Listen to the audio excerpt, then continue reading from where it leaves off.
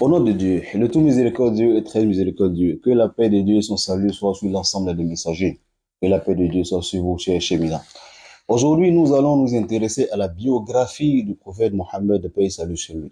Il va s'agir de l'introduction à cette biographie et les jours à venir, si Dieu le permet, nous allons développer le sujet. Le messager de l'islam, son nom est Mohammed. Il est né orphelin, c'est-à-dire son père est décédé avant qu'il ne naisse et sa mère est décédée quand il avait 6 ans. Son grand-père qui l'a récupéré est décédé à l'âge de 8 ans. Et son oncle l'a récupéré par la suite et il est resté avec lui jusqu'à l'âge de 40 ans pour la prophétie et à l'âge de 50 ans, il a soutenu jusqu'à l'âge de 50 ans et il est décédé. Le messager, vous voyez, Dieu nous dit dans le Coran, لقد كان لكم في رسول الله أسوة حسنة لمن كان يرجو الله واليوم الآخر. C'est-à-dire dans la sourate 33, verset 21. Il dit, vous avez dans le messager un exemple à suivre pour celui qui veut la félicité éternelle, c'est-à-dire celui qui veut rencontrer Dieu et qui veut la félicité éternelle. Pour dire que sa mission est de nous mettre en contact avec Dieu. Il est venu trouver le monde avec son fonctionnement, ses activités commerciales, ses activités professionnelles, mais lui, sa mission est de venir nous mettre sur la voie de Dieu et nous mettre en contact avec Dieu, puisque la vie ne se limite pas ici. Nous vivons à un moment donné et nous en allons. Alors, qu'est-ce qui va se passer après? Son rôle est dévolu à cela. C'est pour cela que Dieu lui a dit وما أرسلناك إلا كافة للناس بشيرا ونذيرا ولكن أكثر الناس لا يعلمون. Il dit, nous ne t'avons envoyé que pour l'ensemble de l'humanité en tant qu'avertisseur et annonciateur de bonnes nouvelles, il dit, mais beaucoup de personnes ne le savent pas.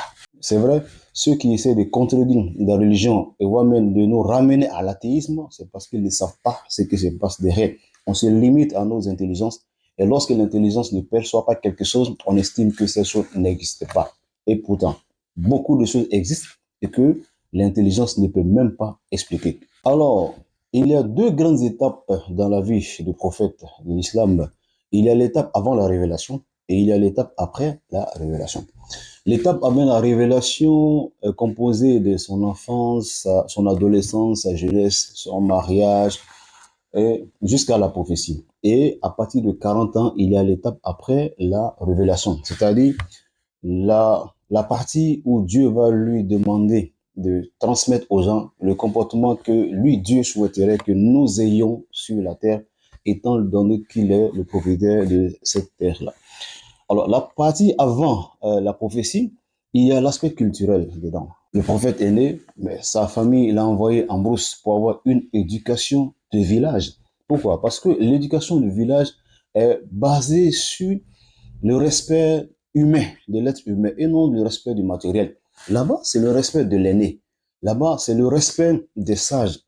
Là-bas, c'est le respect de la parole donnée. Là-bas, c'est le respect, n'est-ce pas, des valeurs en tout cas qui permettent de consolider la confiance dans des relations humaines. Alors que la relation en ville, ou bien l'éducation en ville, est basée sur l'acquisition du matériel. Nous envoyons les enfants à l'école, c'est pas pour aller apprendre à prier là-bas, c'est juste pour aller apprendre à chercher de l'argent et à gagner de l'argent. Alors donc, dans l'éducation, dans la biographie du messager, vous allez voir que la tradition n'est pas en porte-à-faux avec la religion quand il n'y a pas d'éléments contradictoires. Pendant cette période d'enfance, il y a qu'il a appris certains métiers jusqu'à ce qu'il atteigne, n'est-ce pas, l'âge de se marier. Et nous allons développer ces questions-là, Inch'Allah, dans des vidéos à venir. Après la révélation, il y a eu un autre comportement, c'est-à-dire que il a eu un comportement complémentaire au comportement qu'il avait avant la révélation. Parce que même avant la révélation, il était considéré comme une personne de confiance, au point qu'on l'avait nommé Al-Amin, c'est-à-dire l'homme de confiance. Et quand il a reçu la révélation, évidemment que ça devait couler des sources. C'est ce qui a été fait. Lorsqu'il a annoncé que Dieu lui avait donné une mission pour l'humanité, les gens ont cru automatiquement en ce qu'il disait. Alors après la révélation, il y a encore deux étapes après la révélation. Il y a l'étape de la Mecque et il y a l'étape de Médine. L'étape de la Mecque est essentiellement basée sur la foi et le culte. Et l'étape de Médine est, en plus de la foi et le culte, il y a les relations humaines. Parce que à Médine, il y a plusieurs courants religieux qui vont s'affronter et comment est-ce que le messager va appliquer l'islam dans les rapports avec les autres. C'est ce qui va se passer à Médine. Alors donc nous allons aussi arriver à cela, à développer, n'est-ce pas, ces questions-là, afin que nous puissions savoir exactement ce que l'islam nous demande.